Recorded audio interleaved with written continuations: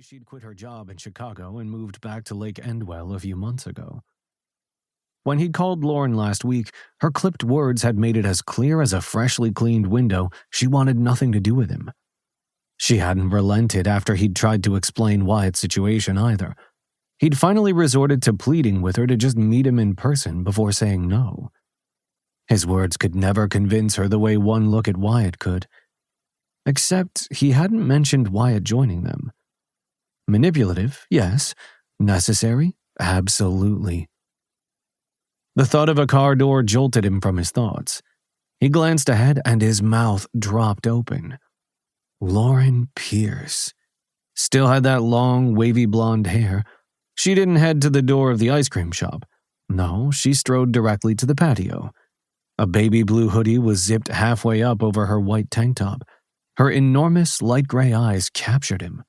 A film reel of memories flashed through his mind so quickly he couldn't keep up. Breathtaking. A woman who stopped men in their tracks. Why had he been such an idiot back then? Something had changed, though. Her nothing gets me down smile had been replaced with something else, something familiar. Drew darted a glance at Wyatt. If he hadn't lived with Wyatt's diminished personality for months, he might not have recognized it. Lauren had been traumatized too, and he wanted to know why. The captain of the cheerleading squad had had everything going for her. She'd never let anything shake her optimistic spirit. "Glad to see you again. You're looking good." He rose and held his hand out. She ignored it, arching her eyebrows instead. Why had he said that? It was something the old him would have rolled out. He'd climbed up his neck. The last impression he wanted to give her was that he was the same old Drew. "So when did you get back?" Lauren asked as she sat opposite them. "Yesterday. Wyatt and I are renting a cabin on the lake. Used to be Claire Sheffield's. Well, Claire Hamilton now, remember her? Her brother Sam was living next door, but Claire said Sam, his wife, and their little boy moved to a house just outside town, leaving both cottages empty. Anyway, we've made a dent in the unpacking." Drew's knee bounced rapidly. He was babbling, and Lauren gave no indication she was up for small talk. He'd better get right to it. "This is Wyatt, Chase's son." A flicker of kindness lightened her eyes. "Nice to meet you." Drew elbowed Wyatt, who belatedly said, "Hi," and dropped his attention back to the table. This was going great. "Thanks for coming." He didn't blame her if she left, but to his surprise, she stayed. She looked weary, but stunning all the same. "Mom told me you moved back in January. You're a social worker?" "I did move back, but no."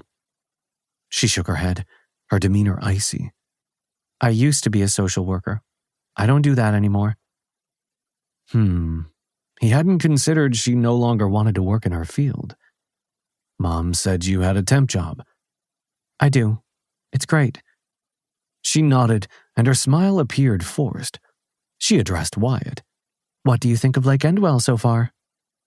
One shoulder lifted in a shrug. Drew's knee bounced double time. "We'll have to rent a boat or borrow a canoe or something soon." Wyatt here. "I don't want a canoe," Wyatt said. He put his arm around Wyatt. "You'll change your mind. Summer is the best season to enjoy the lake." "I know a little bit about your situation, Wyatt." Her voice was low, soothing. Wyatt's gaze locked with hers. "It's okay. Everyone knows." Wyatt hung his head. "I guess you saw the pictures. Those guys were always sneaking around with their cameras. The whole world knows." "After a while, no one will care." Compassion glowed from her eyes. Drew squeezed Wyatt's arm. "No reporters will take your picture here. That's why we moved. We're going to have a nice, quiet, normal life until you move back in with your dad." Wyatt didn't say anything, but he studied Lauren, which Drew took as a good sign.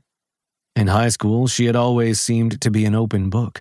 Straight-A student, prom queen, crusader against teen drinking, and, of course, the captain of the cheerleading squad. And since he'd been the star quarterback, everyone had assumed they would make the perfect couple. Not even close. They'd never dated, not once. Drew cleared his throat and leaned in. "So why did you move back?" "I didn't want to..."